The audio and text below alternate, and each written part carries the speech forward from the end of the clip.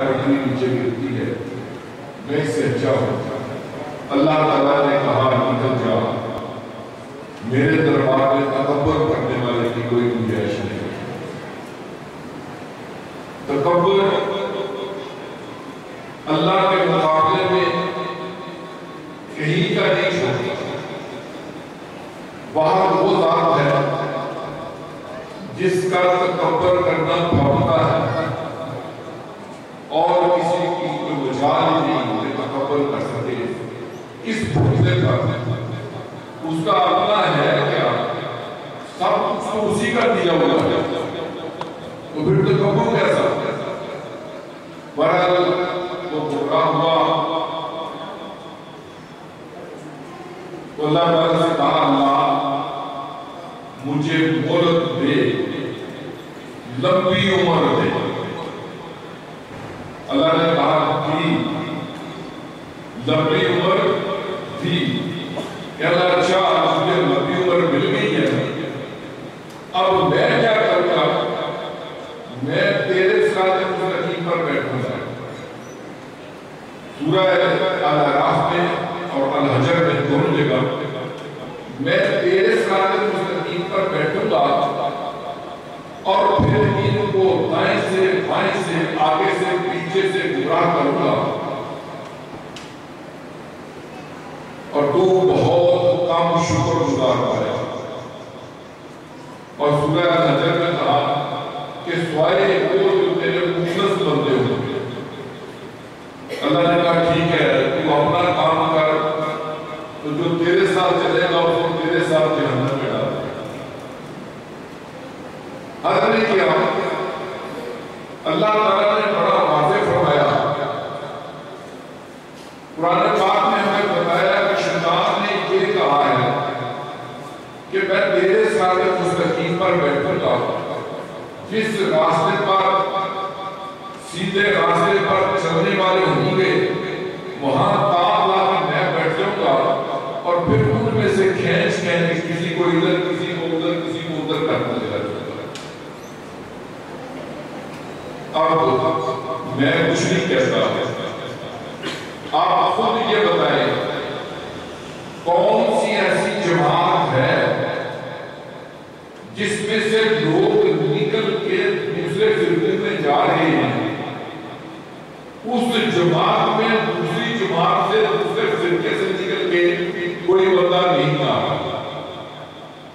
سوچ کے بتائیں، اپنی اچھی طرح سوچیں، اپنے آپ کو بتائیں، اپنے دل کو بتائیں، یہ فیصلہ آپ کو خود کرنا ہے وہ کون سی جماعت ہے جس میں سے لوگ نکل کے دوسرے فرقے میں جا رہے ہیں، کسی اور فرقے سے کوئی بندہ وہاں نہیں آ۔ میں نے تو بہت سوچا تو مجھے تو صرف یہ پتا چلا کہ ہم اہل سنت والجماعت وہ جماعت ہیں جس میں سے لوگ نکل کر یہ فرقے بن رہے ہیں۔ جو بھی فرقہ نکلتا ہے اس میں سے نکلتا ہے، لیکن اس کے اندر اس میں سے کوئی نہیں آتا۔ پتہ چلا کہ صراط مستقیم پر یہ جماعت ہے، شیطان اس پر بیٹھا ہوا ہے، اور ان میں سے لوگوں کو گمراہ کر کے کسی کو ادھر کسی کو ادھر کسی کو ادھر ڈال دیتا ہے۔ اب اس کی گمراہی کا طریقہ کیا ہے وہ بھی سوچنے کی بات ہے۔ ہم کہتے ہیں پہلے اللہ کی حمد بیان کر کے اس کے بڑے اعلانات کر کے مجھے مالک یوم الدین مانتے ہیں، مجھے رحمان مانتے ہیں، مجھے رحیم مانتے ہیں، اللہ میری بات کرتے ہیں، اللہ پاک کسی مدد چاہتے ہیں، یہ سارے اعلان کرنے کے بعد ایک دعا ہم کرتے ہیں، اہدنا الصراط المستقیم، اے اللہ پاک ہمیں سیدھا راستہ بتا، سیدھے راستے پر چلا، سیدھا راستہ دکھا۔ یہ ایک دعا کرتے ہیں، اور اس کی پھر اللہ پاک نے اس دعا میں نشاندہی پابندی کر دی کہ سیدھا راستہ کون سا ہے؟ صراط الذین انعمت علیہم، سیدھا راستہ وہ ہے جس پر نعمت والے لوگ چل رہے ہیں، وہ سیدھا راستہ ہے۔ اب نعمت روٹیاں نعمت ہے، دولت نعمت ہے، شہرت نعمت ہے، یہ تو طے ہو جانی ہے. جو چیز ضائع ہو جائے وہ تو نعمت نہیں ہوتی. نعمت تو وہ ہے جو باقی رہنے والی ہے، اور باقی رہنے والی اللہ کی ذات اور جو اللہ سے وابستہ ہے. باقی رہنے والے وہ اللہ کی ذات باقی رہنے والی، اور جو اس کے ساتھ مول لگا لے، جو اس کا تابعدار بن جائے وہ باقی رہنے والا ہے، باقی کوئی اور رہنے والا نہیں ہے. اللہ سے ہم کہتے ہیں اللہ پاک نعمت یافتہ لوگوں کی راستے پر ہمیں چلانا. پھر اللہ پاک نے فرمایا ہدی للمتقین الذین یؤمنون بالغیب، ہدایت ان لوگوں کے لیے ہے جو متقی ہیں، اور پہلی شرط یہ ہے کہ وہ بالغیب ایمان لے، چون چرا نہ کریں.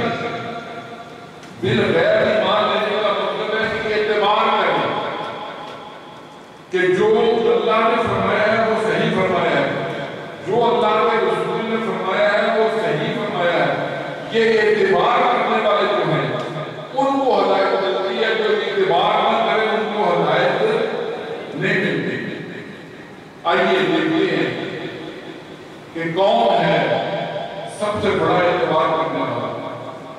آقا دو جہاں صلی اللہ علیہ وسلم نے ارشاد فرمایا کہ میں معراج پر گیا تھا، آسمان پر گیا تھا، وہاں سیر کر کے آیا ہوں. ابو جہل بھاگتا صدیق اکبر کے پاس گیا، سوال کیا یہ بتاؤ کوئی آسمانوں پر جا سکتا ہے؟ بندہ کوئی بشر کوئی انسانوں پر آسمانوں پر جا سکتا ہے؟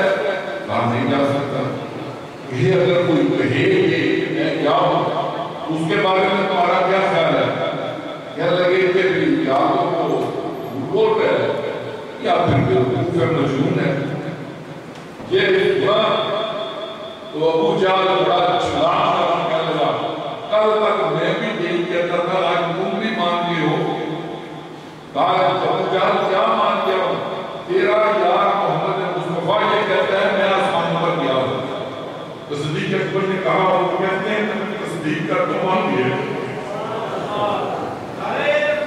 اللہ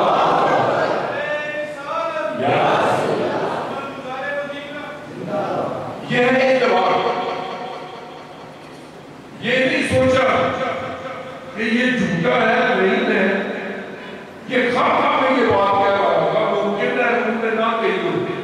نہیں، جھوٹے کے منہ سے جب نبی کی ایسی بات سنی جو عام نہیں ہو سکتی تو کہا میں تصدیق کرتا ہوں آپ یقین نہیں. ایک اور واقعہ نبی اکرم صلی اللہ علیہ وسلم بازار میں تشریف فرما ہے، ایک یہودی کے ساتھ بات چیت ہو رہی ہے. آپ کہہ رہے ہیں کہ میرا تمہارا اس چیز کے بارے میں سودا ہو گیا تھا، میں نے تمہیں کہا تھا میں رقم لے کر آتا ہوں اور یہ چیز لے لیتا ہوں، اب میں رقم لے آیا ہوں اور یہ تو پیسے اور یہ سودا مجھے دو. وہ یہودی کہتا ہے میرا آپ کا سودا ہی ہوتا ہے، میرا آپ کا سودا نہیں ہوا. آپ نے فرمایا نہیں یار سودا تو ہوا ہے میرا تمہارا. کہا اگر ہوا ہے تو ہوا تو شہادت ہے تمہارے پاس،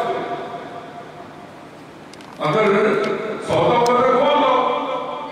آپ نے فرمایا اس وقت میں اور تم ہوئی تھے، تیسرا بازار کوئی نہیں تھا. ایک صحابی پاس کرنے لگے، کہتے ہیں یا رسول اللہ صلی اللہ علیہ وسلم میں کوئی دیتا ہوں کہ ایسے ہی پڑھنا سودا جو آپ کہہ رہے ہیں یہ سچ کہہ رہے ہیں، میں کوئی دیتا ہوں. اس سے پہلے کہ یہودی کہا کرتا کہ تم تو یہاں نہیں تھے، تم کیسے کوئی دیتے ہو. نبی پاک نے فرمایا میرے صحابی میرے یار تم یہاں موجود نہیں تھے، تم کیسے کوئی دے رہے تھے. کہا یا رسول اللہ صلی اللہ علیہ وسلم یہ تو چھوٹی سی بات ہے، ہم نے تو آپ کے کہنے پر بڑی بڑی کوئنہ دے دی ہے. ہمیں کیا پتا اللہ ہے کہ نہیں ہے. آپ نے کہا تو ہم نے کہا اشہد اللہ الہ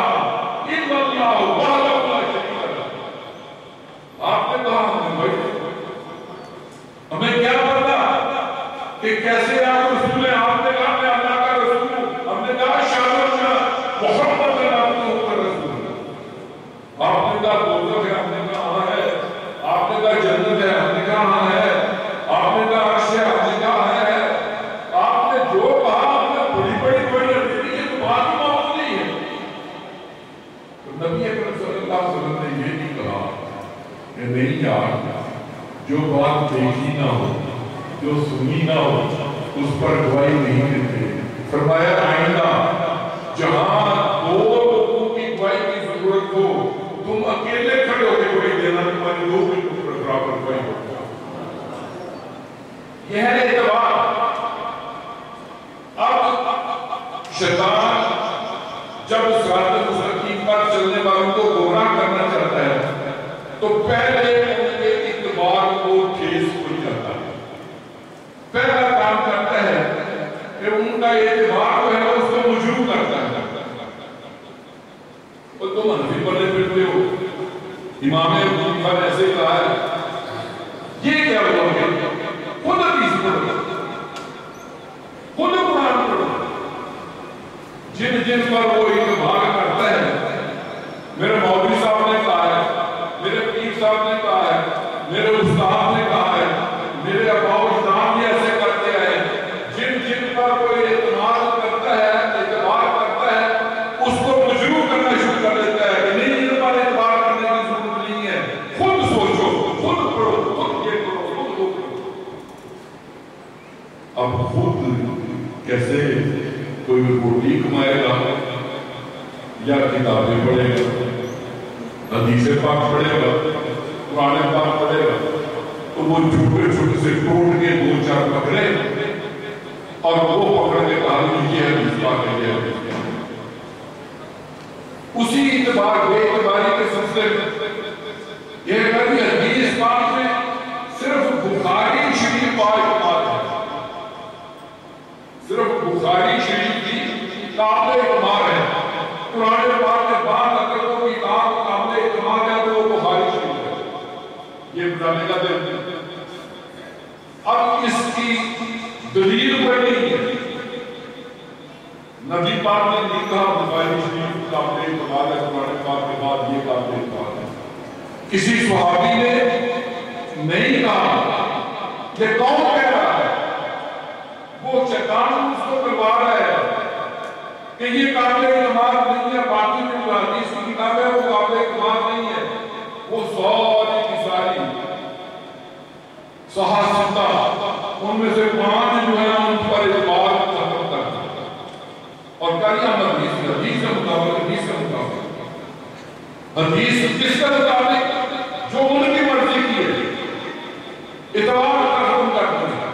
جب کہیں اباؤ کے بعد ہمارے اسی راستے پر چلتے آئے ہیں، اسے راہ چلی پلیا جڑے راہ باپ دادا چلیا.